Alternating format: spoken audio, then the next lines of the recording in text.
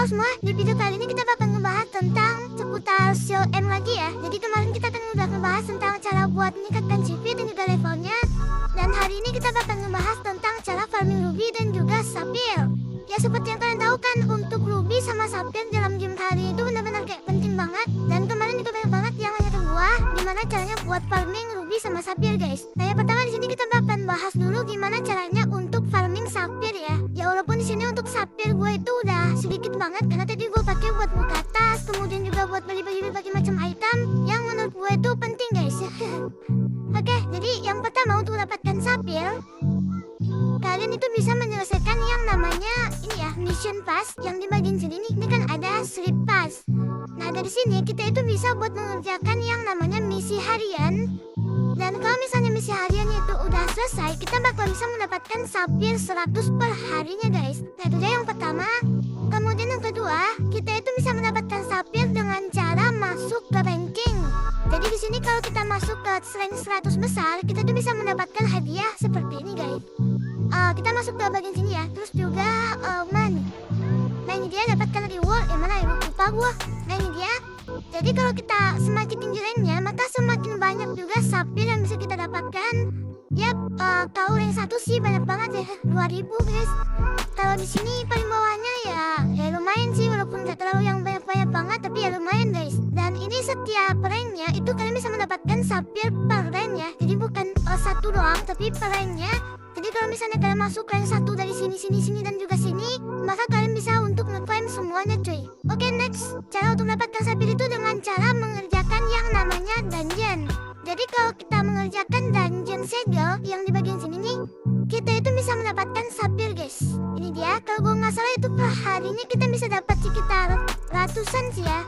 Jadi lumayan banget kalau kata gua, makanya dikerjakan yang levelnya paling gede kayak gini nih, karena hadiahnya itu juga bakal makin banyak guys. Nah kemudian dengan cara mengerjakan yang namanya kodeks ya. Jadi kalau di bahasa Indonesia itu namanya koleksi di bagian sini nih. Nah setiap kita membuka berbagai macam kodeks yang kayak monster, kemudian juga kostum, pet, warner dan juga fish, kita bisa mendapatkan yang namanya Sapphire guys. Kayak gini contohnya. Jadi misalnya kayak di sini nih, ini kan kita disuruh buat menyelesaikan level 1 gitu kan untuk nge-kill 30 monsternya, kita mendapatkan ini. Tapi kalau kita udah nge-kill sebanyak 70 ataupun 100, kita bisa mendapatkan total 40 Sapphire per monsternya guys. Ini tuh baru monster doang. Sedangkan kalau untuk pet ya, kalau untuk pet itu setiap kita dapat pet baru, maka kita bisa mendapatkan 10 Sapphire ya. Itu kalau buat pet. Dan begitupun dengan kostum guys. Yap, cuma gitu doang sih. Yang beda itu cuma dari segi monsternya doang. Nah yang terakhir, kita itu bisa nge-claim ataupun mendapatkan Sapphire itu dari hadiah event ya. Jadi kadang-kadang kan ada hadiah event kayak event yang tiba-tiba bisa muncul di email lah, kode redeem lah, dan juga berbagai macam event lainnya yang ngasih kita Sapphire guys. Kayak kemarin itu kita kan dikasih 2000 Sapphire tuh. Jadi menurut gue sih cukup worth it ya, 2000 udah banyak banget guys. Nah selanjutnya sekarang kita bakalan bahas untuk cara mendapatkan Ruby ya. Ya seperti yang kalian tahu untuk Ruby ini, yang pertama kalau misalnya kalian sultan ataupun kalian para high spender atau well, ya pastinya dapatin itu dari top up guys. Jadi semakin banyak kalian top up, maka semakin banyak juga Ruby kalian. Kayak gini nih, paket Ruby ataupun item umum seperti ini kayak gini nih. Ya harganya lumayan sih. Atau ya kita bisa beli ke orang dengan cara ghost trade, tapi ya itu sedikit bahaya sebenarnya kalau kita ketahuan. Tapi di sini gue bukan bermaksud buat ngajarin ya. Di sini betulnya gue punya Ruby dan ini tuh gue dapatnya gratisan guys, dan gue nggak pernah top up sama sekali kecuali gue cuman beli yang begini doang nih, harga $1. Nah ini dia nih.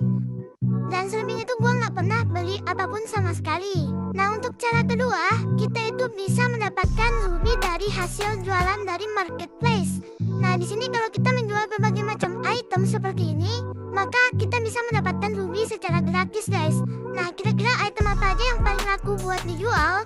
Yang paling laku itu material sih kalau kata gue ya. Tapi kalau buat equipment seperti ini kayaknya masih belum laku buat sekarang. Tapi kalau buat material itu biasanya cepet banget buat lakunya guys. Yang paling laku itu biasanya buat material crafting armor atau buat equipment yang udah di rank gede gitu kan, yang ratingnya tuh gede guys, kayak yang warna kuning ataupun warna ungu. Nah material itu seperti ini nih, kayak batu-batuan kayak gini, kemudian juga ada yang seperti ini nih, terus ada yang bulu-buluan kayak gini, dan juga ikan-ikanan kayak gini guys. Ini kalau kita jual itu biasanya kalau kita hoki itu bisa laku, tapi yang paling tinggi harganya kalau di server gua itu biasanya ini nih, permata misterius Bail ini ya.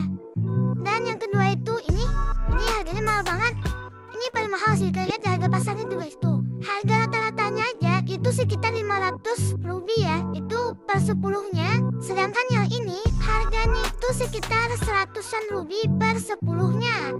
Jadi ya menurut gue sih cukup worth it ya buat kita dapatkan. Kemudian kita juga bisa jualan yang beginian, kita jualan kunci-kunci kayak gini, dan masih banyak lagi guys. Nah kalau misalnya kalian pengen mendapatkan ruby yang lebih banyak, kalian itu bisa buat multi login ataupun multi akun. Jangan bikin akun tuyul. Nah untuk akun tuyul kalian itu usahakan untuk fokus ke farming aja dan menjual berbagai macam material yang didapatkan dari hasil farming. Nah kalau misalnya udah dapat banyak, kita bisa buat jualan dan kita pindahkan rubinya ke akun utama kita guys. Caranya gimana?